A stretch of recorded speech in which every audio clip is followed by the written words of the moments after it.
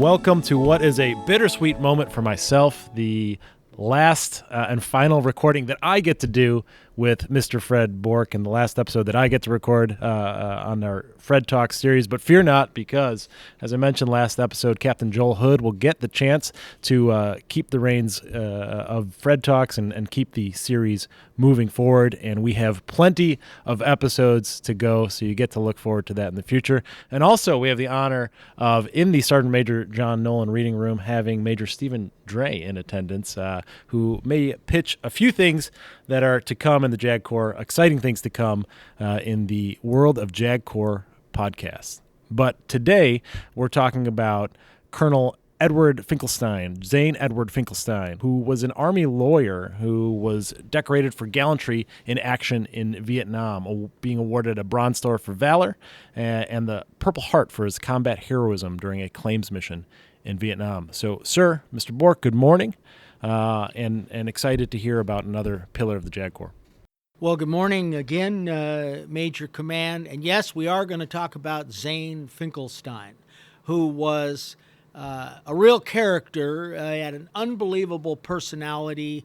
Everyone knew Zane Finkelstein, if for no other reason than he was in the Corps for a long time.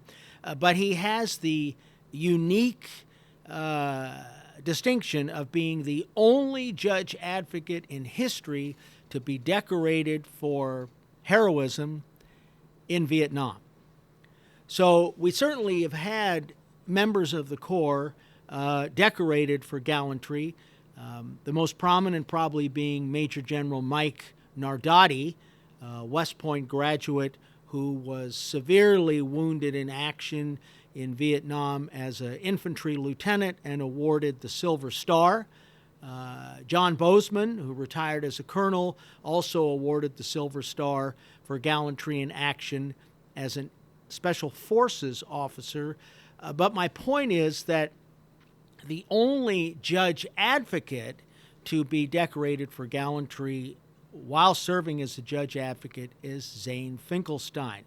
And wouldn't you know, an amazing coincidence, he gets his heroism award because of a firefight that happens when he's out working claims in the field. So the story on this is that on December 14th, 1967, Lieutenant Colonel Zane Finkelstein is the staff judge advocate for the 1st Cavalry Division, Air Mobile. And he didn't need to go out and pay claims because foreign claims could actually be handled in Saigon. But Finkelstein was always somewhat of an iconoclast or a little bit different, and he decided, look, I'm the SJA. I'll actually go out to this Vietnamese village and pay the claims that need to be paid. And the reason for this was the Air Force had mistakenly bombed this Vietnamese village and caused some damage and caused some casualties. This was really not that unusual. There are lots of friendly fire incidents like this, and we will pay a claim. So Finkelstein goes along with a warrant officer from the Finance Corps, and here he and the finance officer go out on a Huey, a helicopter, along with a platoon of infantry for protection to this Vietnamese village. Now, the intelligence that they had was that the Viet Cong were nowhere in the area. But in fact, the Viet Cong were inside the village.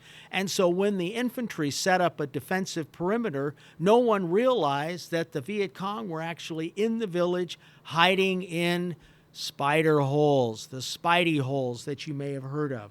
So he's in the middle of paying claims. All of a sudden, the Viet Cong pop out of their hiding places and a firefight erupts. Finkelstein stops paying claims, grabs his M16 and his .38 caliber pistol, and engages the enemy in the firefight. They are, in fact, repelled. No Americans are killed. And Finkelstein then goes back to finishing paying the claims. And so it's somewhat of a surprise to him when in May of 1968, 5 months after this event, Major General John Tolson, who's the commanding general of 1st Cavalry Division, awards a Bronze Star with V device to Finkelstein for his valor in combat during this firefight. And that means that Finkelstein is, in fact, the only judge advocate in Vietnam to be decorated for gallantry in action. Finkelstein had a very interesting background. Born in Knoxville, Tennessee in 1929. He got his undergraduate degree and his law degree from the University of Tennessee. He was a really smart guy. He was editor-in-chief of the Law Review and inducted into the Order of the Coif, which every lawyer knows is the honorary society for law school students. Finkelstein was drafted into the Army in 1953. We had a peacetime draft. Lawyers were subject to it. He completed basic training at Fort Jackson, South Carolina. But then once he got word that he'd passed the Tennessee bar, Private Finkelstein transferred to the JAG Corps and became Captain Finkelstein overnight. As I've already talked about, he served in Vietnam, and then he went on to serve as the Staff Judge Advocate at 8th U.S. Army in Korea, also served in Berlin and in Taiwan as a Judge Advocate, and he also served here at the Legal Center and School. Back when we were just a school, Zane Finkelstein was a lieutenant colonel and was chief of the Military Justice Division. Today, I think we call it the Criminal Law Division, but the same thing. You need to remember that criminal law was really, really a big deal back in this period. When Finkelstein was in the Criminal Law Division here from 69 to 71, the Army was trying thousands and thousands of cases. In fact, the Army tried over 50,000 courts-martial in 1969. Last year, to completion, I think the Army tried about 540 courts-martial. So criminal law is important. It's our statutory function, but they were trying a lot of cases when Finkelstein was here.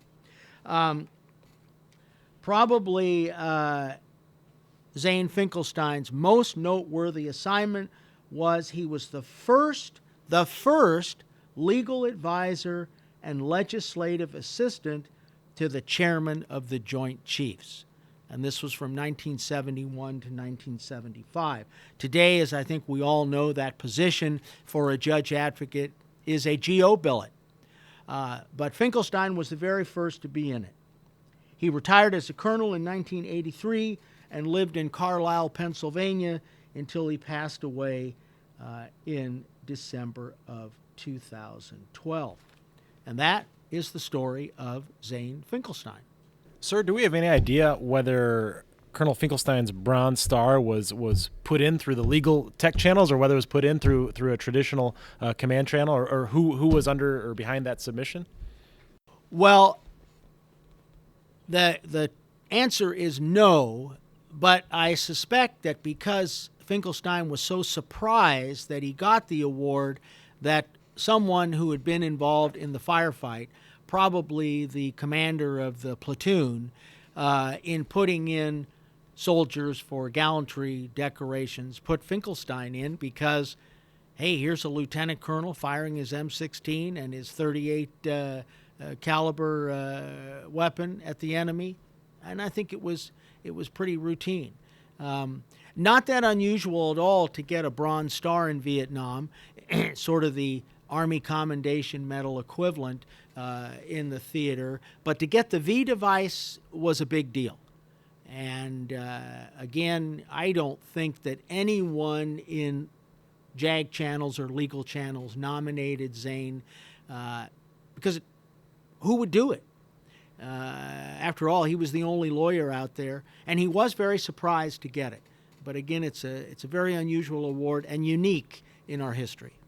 Well, sir, thank you, and thanks for honoring Colonel Finkelstein's legacy, and it's been an honor to work with you over these last few months, sir. Definitely appreciate the opportunity to learn from you and to record these episodes with you, but I know we are in good hands with Captain Joel Hood taking over these next few months.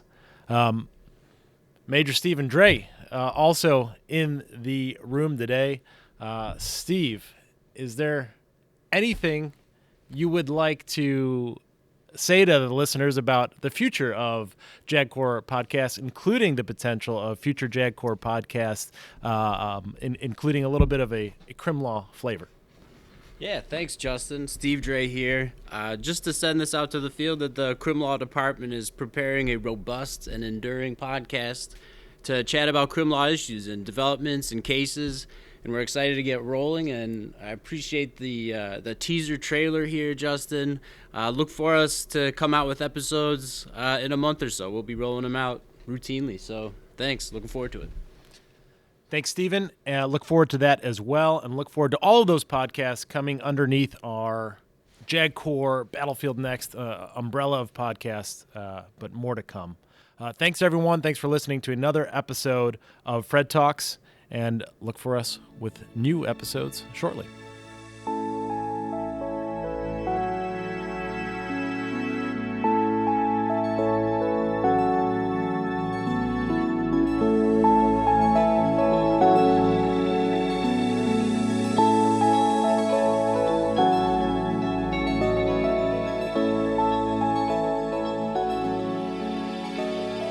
Interested in providing material to the JAG Corps' Future Concepts Directorate?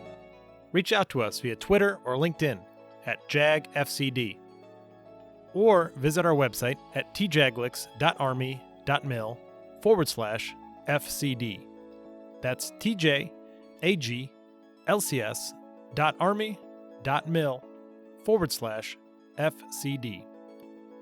We're always on the lookout for the next guest, topic, discussion, or yes, even the next Fred Talk. As always, the views expressed on the podcast are the views of the participants and do not necessarily represent those of the Judge Advocate General's Legal Center and School, the United States Army, the Department of Defense, or any other agency of the United States government. Reference in this episode to any specific commercial product, process, or service, or the use of any trade, firm, or corporation name is for the information and convenience of the public and does not constitute endorsement, recommendation, or favoring by the Department of Defense. Remember that you can only succeed on the battlefields of tomorrow if you first learn about the battlefields of yesterday. So thank you for joining us today. We'll catch you on the next episode of Fred Talks.